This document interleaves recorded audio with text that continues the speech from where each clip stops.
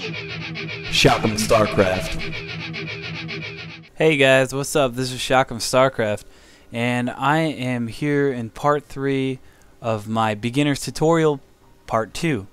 And today we're gonna talk about Protoss a little bit, and their basic units. They're units that only cost minerals. Basics Protoss strategy, just all about Protoss. And these are the probes. They're probes, that's what it's called for Protoss. They're workers. And you can see that their probe also costs 50 minerals. And you can press E or click the probe to build it. And you're going to see down here, this is a this is an ability of the main base for Protoss, the Nexus. That's what it's called. And what it does is, it says places target structure in a chrono boost. All structures will operate 50% faster for 20 seconds. That includes research, and that includes the building of units. So if you're researching the upgrade speed for Zealots, then that upgrade is gonna go 50% faster for 20 seconds. So that's pretty cool. Let's get building some more probes, and you're gonna see I'm gonna come out here with a probe, and we're gonna build the basic structure that we want to build first, and that's gonna be a pylon. And the pylon provides supply, or food, as you heard me call it in other videos. This supply is important so that you can have more units on the map.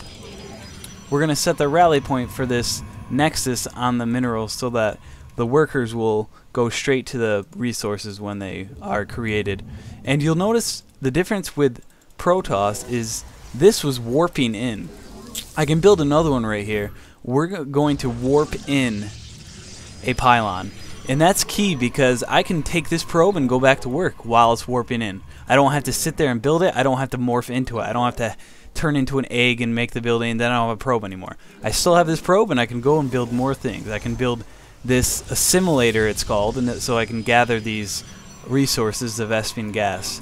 And so I've built 2 pylons, and you'll see these blue circles. You see these blue circles going all the way around here, and what that is the area in which you can build your buildings. Because if you look here, I'm going to try to build a gateway which warps in the ground units. You can't build it because you're not near a pylon. You'll see that it turns green and this little grid shows up next to the pylon, so I can build it. You can't build it on the pylon, but I'm going to warp in this gateway right here. Protoss units, the probe always warps in their structures, and their units warp in through their structures. And I'll show you what I mean in a minute there.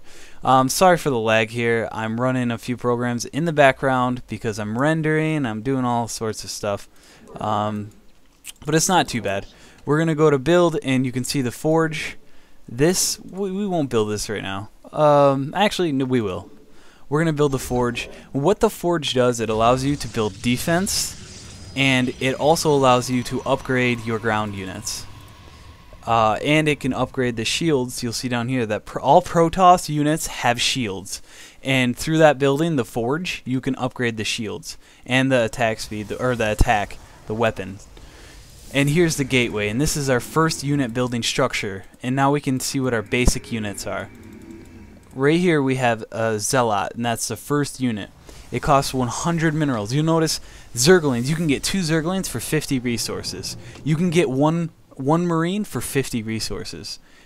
Zealots, you can get 1 Zealot for 100 resources. It's because you're getting a quality unit here. This Zealot can take out a bunch of Marines by itself. It can take out a bunch of Zerglings, like over 6 Zerglings it can kill by itself. That's 150 minerals for the Zerg attacking 100 minerals for the Zealot, and the Zealot would win. But the Zealot itself has a shield, just like I told you all units have shields, and you can see right here that it's 50 out of 50. When this Zealot gets hurt, let's attack it with this probe.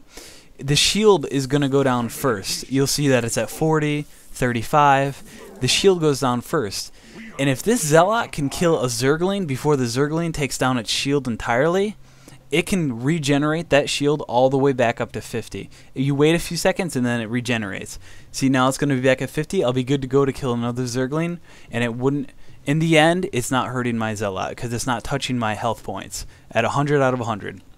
If you get past that shield, then you can get through into the health points. But this is the basic unit. They're very strong. You'll see that their damage is 8 and it's 2 attacks. Weapon speed's 1.2. They're just super strong. If you have a couple Zealots, you can really do a lot of damage to most units. And that is the solid basic unit of Protoss. And they really, the only thing that, you know, is bad about these guys is Marines. They have a distance where they can shoot. They can, you know, shoot a Zealot that's on the ground running if they're over on this cliff over here. Say a Marine's up here and the Zealot is coming. It can shoot the Zealot, but the Zealot can't do anything because it's melee. Melee means it attacks with its blades close range. See, he has to walk up to the building and he has to swing at it right close. And you'll see that the building also has the shield down here. It's 468. Now it's going to regenerate back up to 500 and all is well. So some key things you want to remember about Protoss is they have to warp in their buildings. When they build something, they warp them in. I'll build another Nexus. This is the main structure over here. You can build 2. And you'll see how it's warping in right here. And the health and the shield is going up. And units, when you build a unit, I'll build another Zealot. And you'll see here that all of a sudden the building starts changing. If you can... Alright, nice. Lag. You'll see that it's warping in a Zealot. And so everything's warped in. You have these pylons in which you can build the buildings in the blue circle. They also give you supply if you look in the corner, 12 out of 26. So the pylons do that. You warp in your units and they all have shields. The structures have shields, the units have shields, everything has shields. And you'll see at some units, I'm not going to talk too much about it now, but some units can attack through shields, so the shields aren't very effective, or effective at all. So that's that. Let's go on to this ability that the Nexus has. It's called Chrono Boost. I'm going to show you how it's 50% faster to build a Zealot if I just use this Chrono Boost, and that's what the animation looks like. And you'll see that it's going up much faster than it was before. And it's 20 seconds, but that 20 seconds is going to last the life of building this Zealot.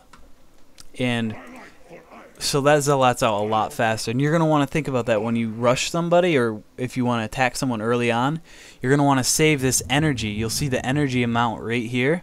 It costs 25 energy to do a Chrono Boost. So if you save it and you Chrono Boost out, say, 3 Zealots, then you can get 3 Zealots really fast attacking units and go to someone's base and, you know, deal some good damage. But you'll see that I can have more than one Nexus, and they're going to have different amounts of energy. So I have 100 energy here, which is max. You're not going to want to let your building get to max energy. You're going to want to keep using it. But say you use this energy here on this building, you can also use this energy over here, but you can't stack it multiple times. So I'm going to use this on this. That's not going to make it go 50% faster 2 times. It's just going to be wasting your Chrono Boost over and over. You're still going to lose the energy, but it's not going to do anything. It's going to last a couple seconds longer just because it's taking you a couple seconds to put it on there again. So that's a waste. Don't Chrono Boost something twice, and you can Chrono Boost out of 2 different buildings. You can have the energy regenerate from those buildings.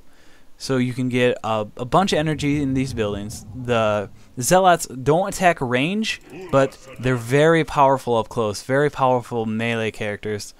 You don't want Zealots up close in your face. The good thing about other races that have ranged units, like Terran have Marauders, and they shoot rockets. Basically, the Marauders can stand right here. They can back up. While the Zealots are coming after them, they can stop, shoot the Zealots, and then they can continue to run. And they can keep doing that. And they can kite the Zealots so that the Zealots can't catch up to them, and they're microwaving, which means that they're paying attention to their small units, their units that are fighting, and they're moving them just like this. Say these are ranged units, they're moving them away, back to attack, away, back to attack, and that's how you can kill Zealots without even getting hurt as a ranged unit. That's the benefit of a ranged unit. But these Zealots are so powerful up close. If they get in your face, they can kill so quickly because they do a ton of damage. They do 2 attacks with 1, and it's just crazy.